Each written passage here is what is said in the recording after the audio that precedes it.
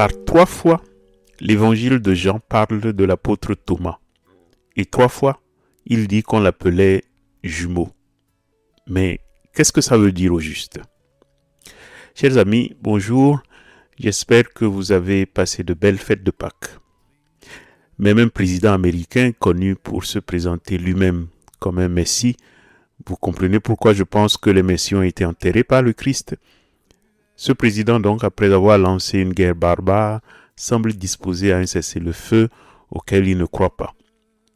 Cette paix précaire qui ne ressemble à rien, mais est mieux que rien, ça me suffit à dire que Pâques est un miracle.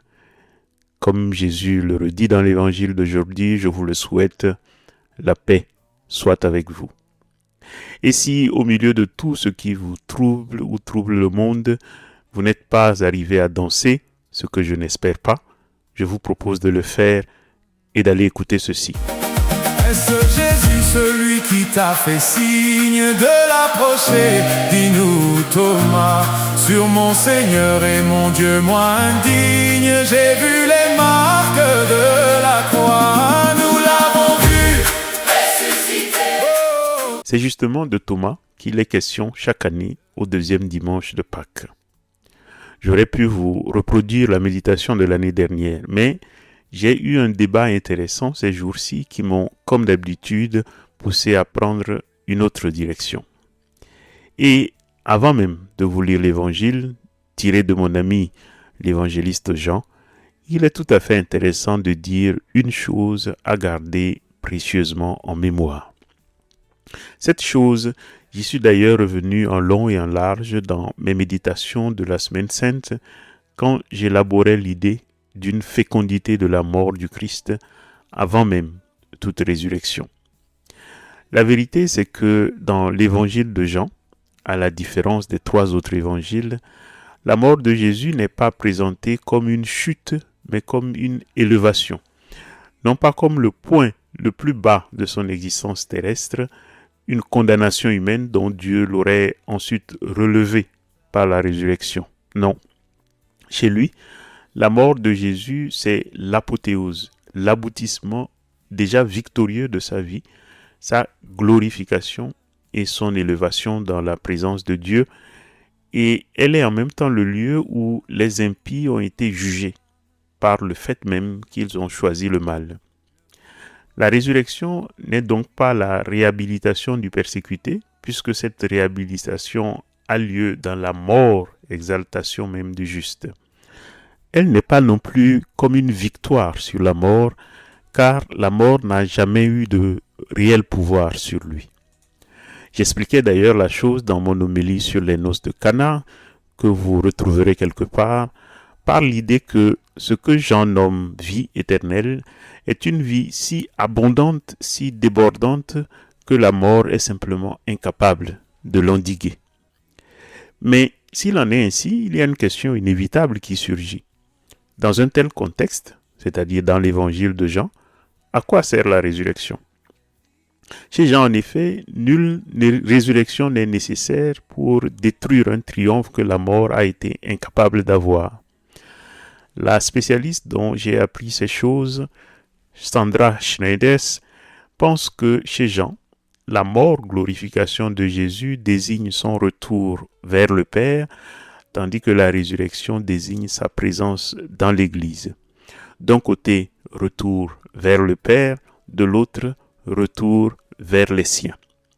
C'est pourquoi dans l'évangile de Jean, la question des questions, celle qui est au cœur du chapitre des apparitions du ressuscité, le chapitre 20, est la question suivante. Mais où est le corps de Jésus? C'est-à-dire aussi, comment retrouver, toucher, voir son corps maintenant qu'il est parti vers le Père? Et la réponse à cette question, c'est que à partir du moment où il est parti vers son Père, son corps ne peut plus être touché qu'à travers l'assemblée de ses fidèles, c'est-à-dire l'Église. Et c'est là que surgit, de façon très intéressante, l'histoire de Thomas, le jumeau. Prêtez attention à l'histoire, la voici. Alléluia, Alléluia, Alléluia, Alléluia.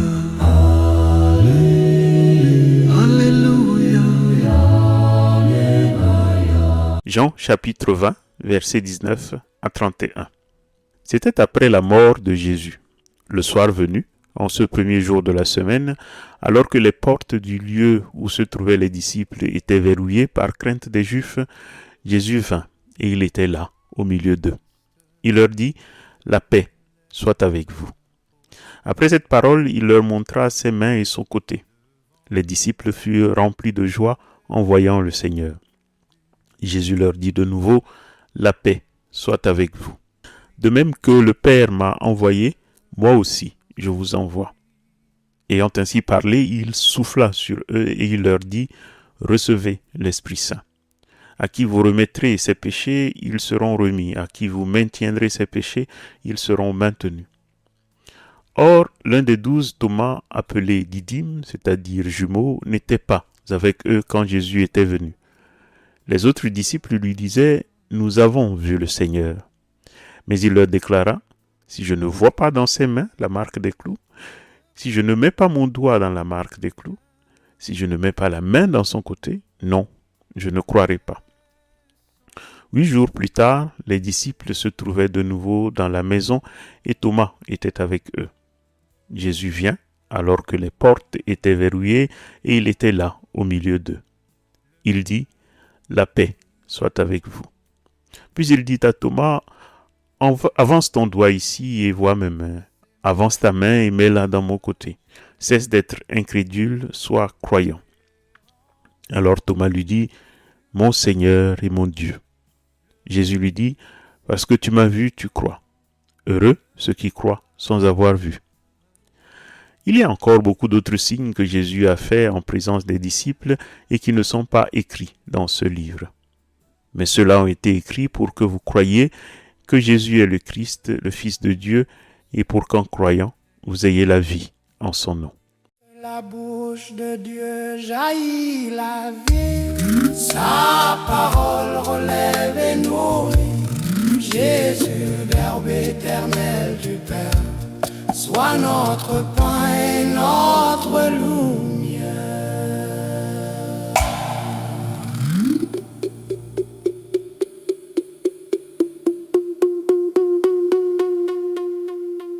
La plupart des commentaires modernes du Credo commencent par sa première phrase « Je crois en Dieu », ce qui est normal et logique. Et souvent, l'on s'attarde sur le « je » qui prétend croire, puis sur le mot « croire » lui-même, ce qu'il implique, la foi, la fidesque, la fidesquoire, puis sur Dieu, qui il est, etc. J'ai toujours dit à mes amis que si un jour je devais faire le même exercice, écrire un commentaire du Credo et la chose me tente, si jamais ça devait arriver, je commencerais par la fin, la vie éternelle ou l'Église, ces choses si essentielles auxquelles on arrive malheureusement quand tout le monde est fatigué et commence à bâiller. En particulier, je crois en l'Église, c'est la plus centrale et la plus décisive des formules de la profession de foi, et cela dit sans aucun blasphème ni aucun manque de respect au Père, au Fils, à l'Esprit Saint et à tout le reste. Je crois en l'Église est dans tout le credo la phrase la plus rugueuse, la plus charnelle et la plus difficile à avaler. Parce que l'Église, pour beaucoup, et tout au long de son histoire, a toujours été comme une gêne. Elle est cette vieille tante dont vous voulez bien l'héritage, mais qui elle-même parle trop, a une mauvaise haleine et devient encombrante. Car voilà le nœud du problème. Sans l'Église, vous n'avez aucun accès à Jésus. Bon, cela dit, je pense que je l'ai dit trop vite, et parce que je pense que je n'aurai pas le temps d'y revenir aujourd'hui, je dois ajouter ceci. Sans l'Église, vous n'avez aucun accès à Jésus, mais une fois que vous avez eu accès à lui par l'Église, vous pouvez faire de lui ce que vous voulez. Mais le minimum alors, ça serait d'être reconnaissant envers elle. Et justement, pour éviter cette impossibilité de faire autrement, on a inventé 36 000 manières de contourner cette réalité. La première façon, et peut-être la plus répandue, c'est le fait de poser un Jésus sans frontières contre une église au mur trop étroit. C'est le « moi je crois en Jésus, pas en l'église, Jésus oui, l'institution non ». C'est une image séduisante, Un Christ vêtu de lin blanc, marchant au bord du lac de Galilée ou dans un champ de blé, infiniment libre, parlant d'amour sans exigence, comme un gourou rempli de l'esprit du cannabis. Face à lui, l'Église, avec ses papes pesants, ses doctrines alambiquées, prononcées sur des claquements de dents par de vieux messieurs vêtus de façon bizarre. Ce qu'on oublie dans cette dichotomie facile, c'est une vérité aussi simple que brutale. Je répète, nous ne savons rien de Jésus sans cette Église. Nous ne savons pas ce qu'il a dit vraiment le matin où il prononça le sermon sur la montagne, ni comment il a regardé la femme adultère autrement que par le récit de ceux qui ont construit cette Église.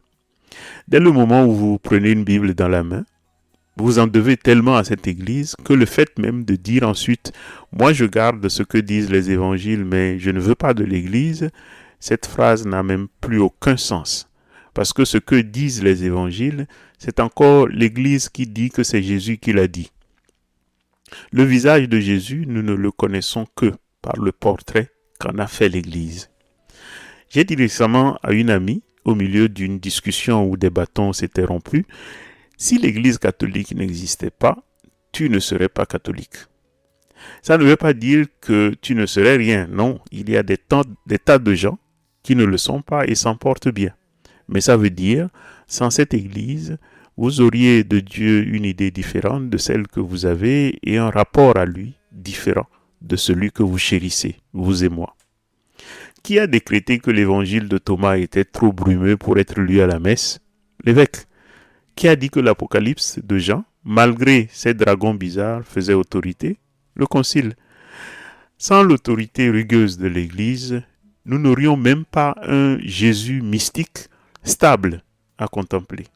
Nous aurions 1000 Jésus différents, taillés sur mesure pour nos rêves. Vouloir Jésus sans l'Église, c'est vouloir la lumière d'une bougie en refusant la cire qui la porte et la mèche qui se consume. C'est vouloir entendre une symphonie en supprimant l'orchestre. Si vous gardez le code civil et que vous abolissez d'État, ce code a des chances de ne servir à rien. Voilà. Comme il en est ainsi, la deuxième dérobade, c'est de dire « Oui, je sais que j'en dois beaucoup à l'Église, mais mon Église à moi, ce n'est pas cette Église visible, sale et cabossée. La véritable Église est la communauté invisible de tous les hommes de bonne volonté, de tous ceux dont le cœur est attaché à Jésus, etc., etc. » L'idée est alors souvent de vouloir se considérer soi-même comme membre de cette Église spirituelle. Cette position, même si elle est vraie et a du sens, pose des problèmes plus graves encore.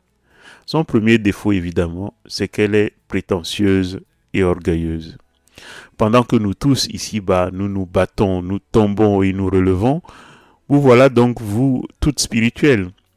On a envie de dire, tant mieux pour vous et de balayer ça d'un revers de main, n'est-ce pas? C'est ensuite que cette Église existe bel et bien, mais elle n'est connue que de Dieu seul.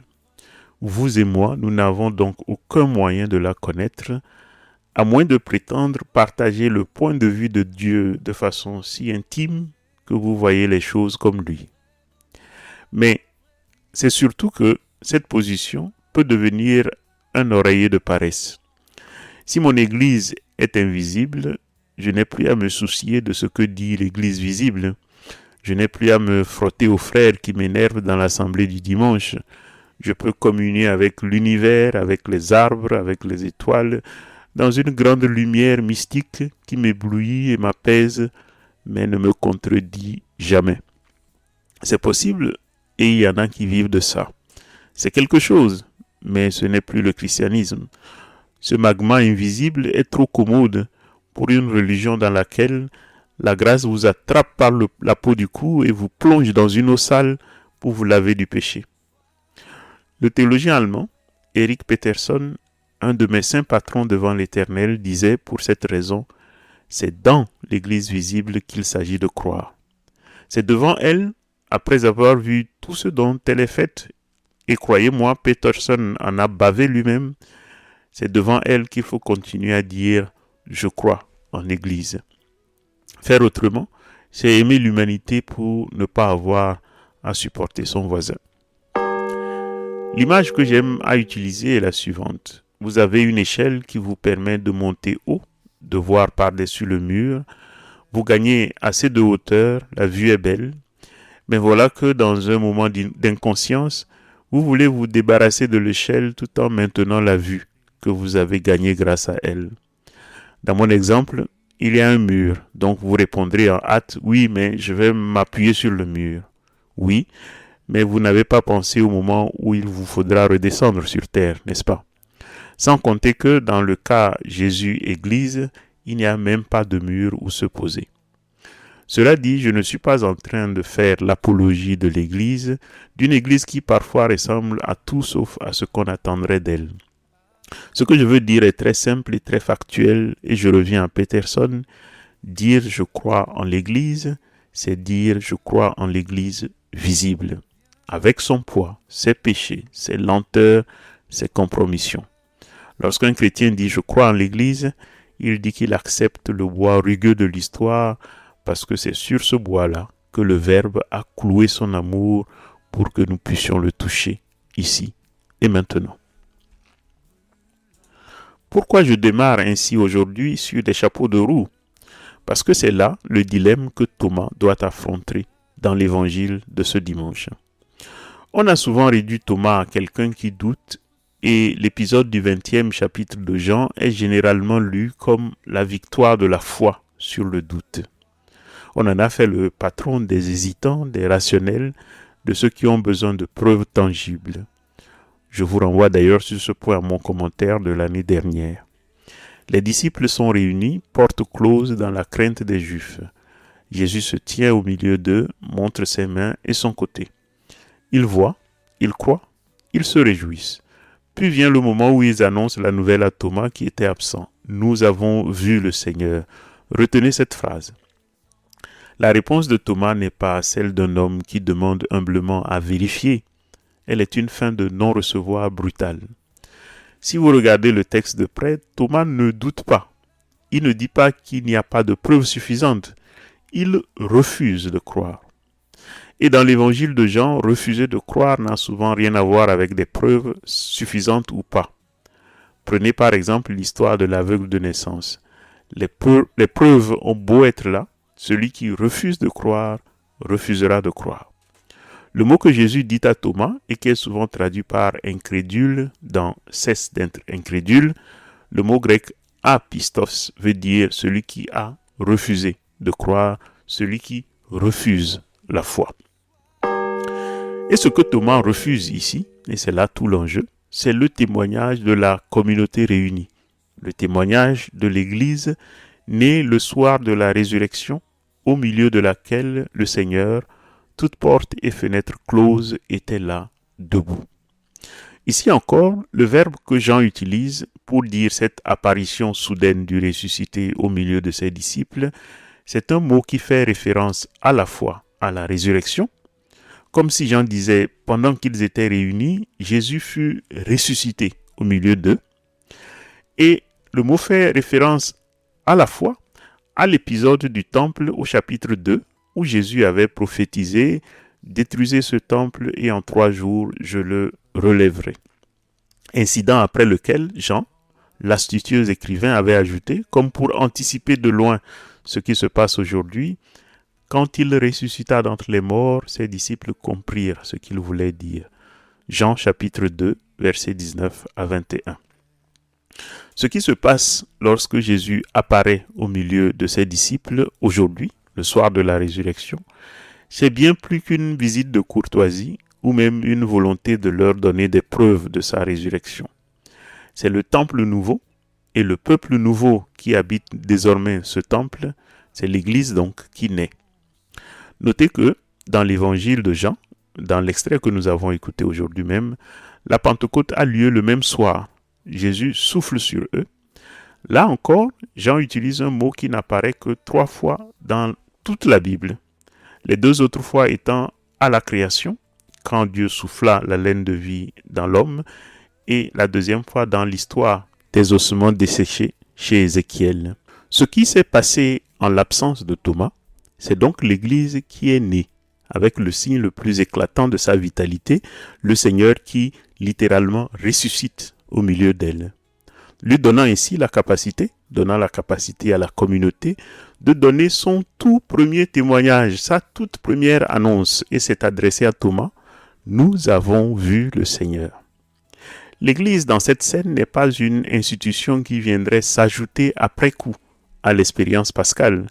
Elle est le fruit direct de la présence du ressuscité et du don de l'Esprit. C'est le témoignage de ce « Nous avons vu le Seigneur » qui est la définition même de l'Église, autant que son témoignage premier et unique. C'est cela que Thomas refuse.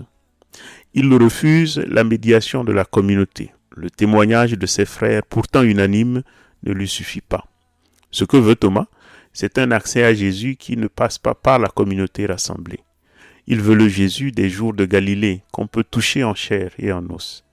Vu sous cet angle, Thomas est donc le premier à dire la fameuse phrase « Jésus oui, l'Église non ».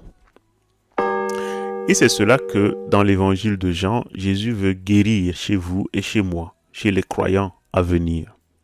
La réponse de Jésus à Thomas est en toute subtilité.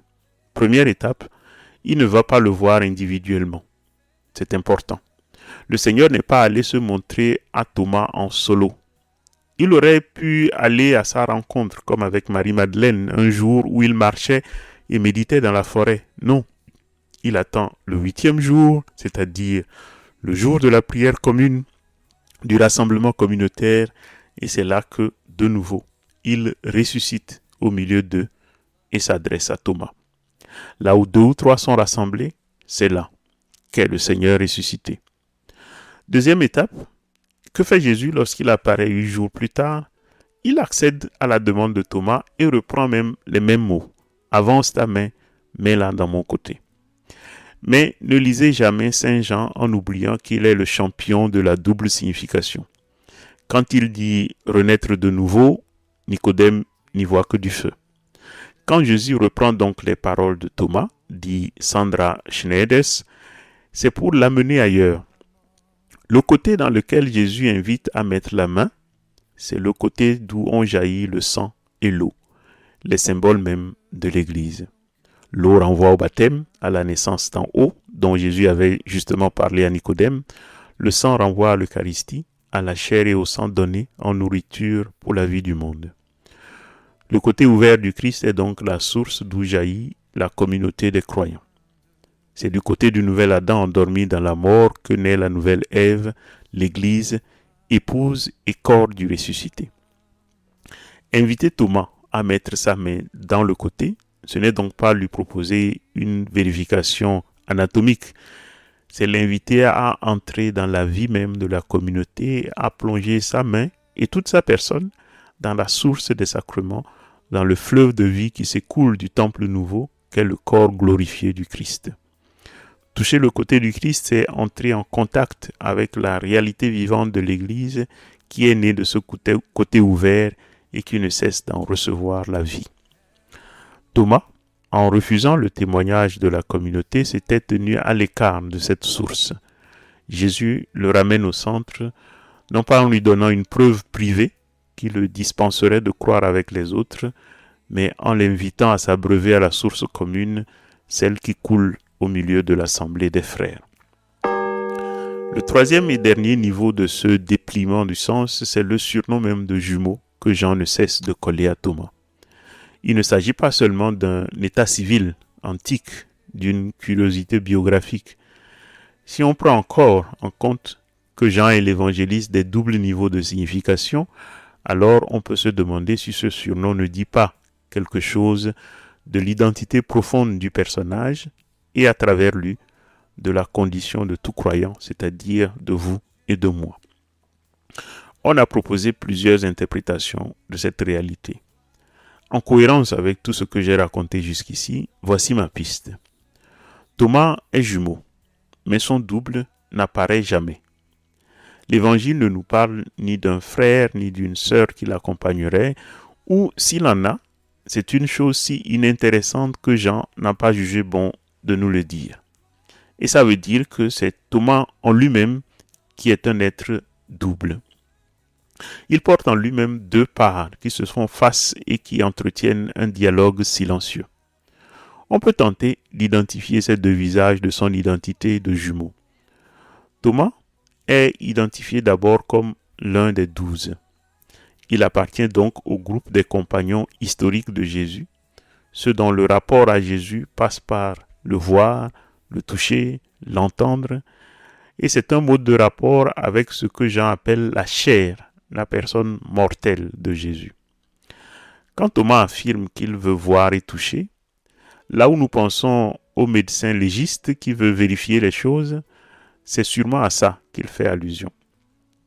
Mais il a beau être l'un des 12, il est le seul qui n'était pas avec eux lorsque Jésus est venu le soir de Pâques. Il est avec eux, c'est son premier visage, le premier visage de son identité, et en même temps, il n'est pas avec eux, et c'est son deuxième visage. Par le premier aspect, il est du côté de ceux qui ont vécu sous le régime du rapport direct, et par le second aspect, il est du côté de ceux qui doivent vivre par la foi, c'est-à-dire sans avoir vu. Par le premier visage, il est du côté des apôtres. Par le second, il est de notre côté, à vous et à moi. Et sans faire semblant, il le vit de façon très profonde. Par le premier visage, il est du côté des seuls qui étaient autorisés à dire « Jésus oui, l'Église non », parce que l'Église n'existait pas encore. Et par le deuxième visage, il est du côté de ceux qui, en disant ça, montrent qu'ils ne sont que des pagailleurs, comme lui-même l'a été, un court instant. Par un visage, il a bénéficié de la première béatitude, « Heureux les yeux qui voient ce que vous voyez ». Et par l'autre visage, il bénéficie de la deuxième béatitude, « Heureux les yeux qui ne verront pas, mais croiront ». Il est donc à la fois un témoin de la première heure et un absent de l'expérience fondatrice de la communauté post-pascale qui n'a que des on-dit qu'il peut accepter ou refuser. Il est un jumeau. Entre parenthèses, c'est le même mouvement que fait Marie-Madeleine une semaine avant, dans le même chapitre, et à qui Jésus, de façon plus explicite, dit « Ne me touche pas ». Et ça ne veut pas dire « Ne me touche pas », ça veut dire « Ce n'est plus comme ça que tu me trouveras ». Et à la question de Madeleine, où est le corps du Seigneur? Jésus avait répondu, va voir mes frères et mes sœurs. Ce qui veut dire en résumé, va à la messe. Ce qui est remarquable chez Thomas, c'est qu'il est à lui seul les deux. Et c'est en cela qu'il est jumeau. Et c'est en cela que le vrai croyant est toujours lui aussi un jumeau. Oui, vous et moi, nous sommes des jumeaux, et notre second, c'est l'Église. Elle est pour nous le double qui nous fait défaut. Elle est la part qui a vu, qui a touché, qui a entendu et qui, dans ces histoires innombrables où le Seigneur est ressuscité au milieu d'elle, nous redit depuis 2000 ans, nous avons vu le Seigneur. L'Église n'est pas seulement un groupe qui nous transmet une information, elle est véritablement notre jumeau, celle qui porte en elle la mémoire vive de la rencontre pascale et qui nous la communique pour que nous puissions à notre tour entrer dans la foi.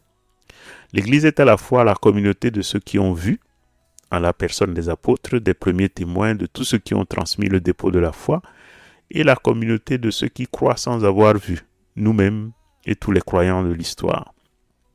Elle est le double que Dieu nous donne pour que nous ne soyons pas réduits à notre seule partialité. Elle nous dit ce que nous n'avons pas vu. Nous répondons par la confiance ou par le refus. Mais si nous répondons par la confiance, alors nous devenons avec elle un seul corps, une seule foi, une seule expérience du ressuscité. C'est elle le seul corps du Christ que nous pouvons toucher. Toucher le Christ aujourd'hui, ce n'est pas mettre la main dans ses plaies physiques, c'est plonger sa vie dans la communauté qui est née de son côté ouvert, c'est recevoir les sacrements qui en jaillissent, c'est aimer les frères pour lesquels il a donné sa vie. Ainsi, lorsque nous disons « je crois en l'Église », nous ne disons pas que nous croyons en une organisation parfaite ou en des hommes impeccables, ou que nous vénérons une institution, mais que nous reconnaissons cette institution dans sa matérialité même, comme le corps que le ressuscité s'est donné pour continuer à se rendre présent au cours de l'histoire. Sans elle, nous serions comme Thomas avant sa conversion. Nous chercherions un Christ que nous ne pourrions jamais atteindre parce que nous le chercherions là où il n'est plus. Avec elle, chaque fois que nous célébrons l'Eucharistie, chaque fois que nous entendons la parole du pardon, chaque fois que nous nous rassemblons au nom de Jésus, nous l'entendons toujours et d'abord nous dire « Nous avons vu le Seigneur » et ensuite seulement nous pouvons dire « Mon Seigneur et mon Dieu ».